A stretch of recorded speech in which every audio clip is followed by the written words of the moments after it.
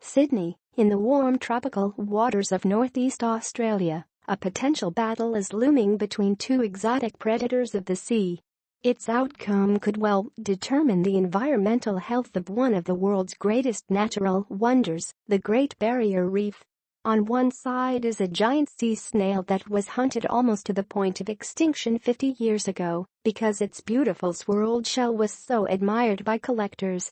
On the other side, the sea snail's prey is the fast-multiplying crown-of-thorns starfish, a spiky venomous predator whose voracious appetite for live coral has laid waste to vast swathes of the magnificent coral formations that grow along the Great Barrier Reef's 2,300 kilometers length.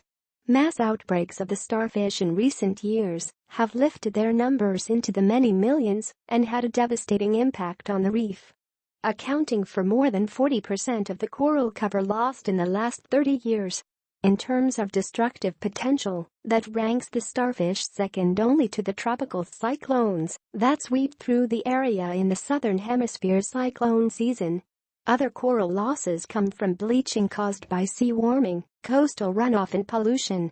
The health of the Great Barrier Reef's coral is of fundamental importance to the tourism industry in Queensland state, but it is of international and national significance too, with a social, economic, and cultural worth to Australia of about $56 billion, according to a report released in June this year by Deloitte Access Economics for the Great Barrier Reef Foundation.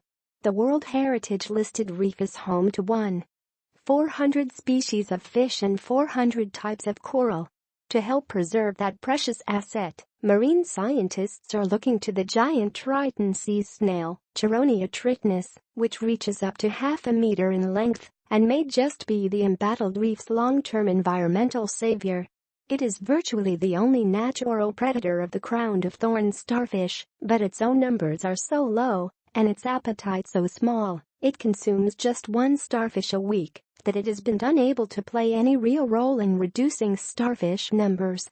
Now scientists at the Australian government's Tropical Marine Research Agency, the North Queensland-based Australian Institute of Marine Science, are working on a research and breeding program that could see more of the sea snails bred for release into vulnerable areas of the reef.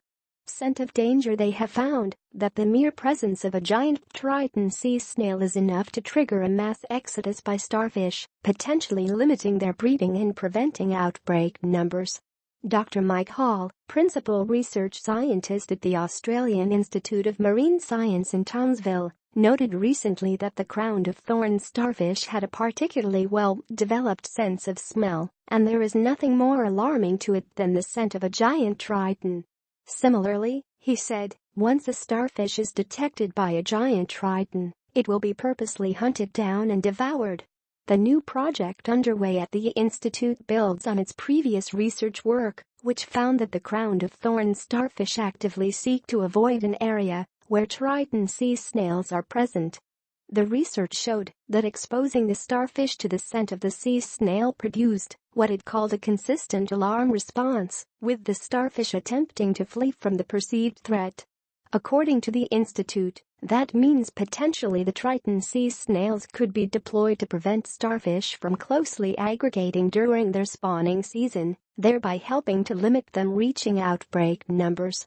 On top of this, the sea snail's chemicals potentially could be synthesized to create alarm-inducing baits to agitate starfish, it said.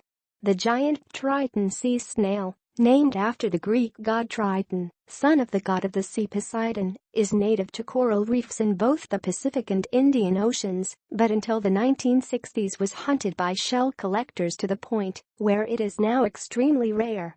It is a protected species in Queensland waters. From giant tritons held at the Institute's laboratories in Townsville, scientists have managed to hatch more than 100,000 swimming larvae in the last month. The Institute said on September 19 that while the breeding project opened up exciting possibilities in using the sea snail as a management tool to combat the starfish, there was still much work to be done. It said the snail's dietary requirements and the cues that triggered their metamorphosis into adult snails were not fully understood. prolific adversary. The snails face a formidable adversary in the crown of thorns starfish, which have an incredible capacity to reproduce. One female can release around 150 million eggs in a single spawning event. As many as 150,000 crown of thorns starfish can congregate in 1 sq. kilometers of the reef during an outbreak. An adult starfish can eat as much as 10 sq. meters of live coral a year. The institute said control measures against the starfish had changed little in the last 50 years, with the primary method being manual lethal injection. The Triton Sea Snail Breeding Project, led by marine chemical ecologist Dr. Chiri Modi at the Ames Research Station in Townsville, began in mid-June this year and will run until June 2019. But the Ames scientists are mindful that biological pest control programs have gone awry in the past, most catastrophically with the South American cane toad, introduced from Hawaii in the mid-1930s to counteract a beetle that was then attacking sugar cane fields in North Queensland. The toads, which carry a toxin that is lethal to many Australian small animals, lizards and birds, have had a devastating impact on native wildlife and have thrived in tropical waterways to the point where they are now a national environmental hazard.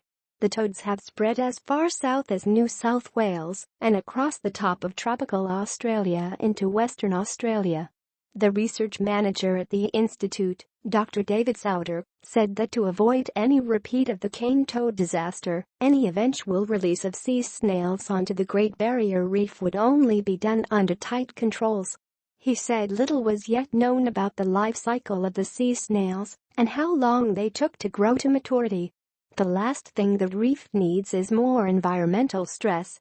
Alongside the threats posed by the crown of thorns starfish, storm damage from tropical cyclones, coastal runoff, and bleaching events caused by rising sea temperatures.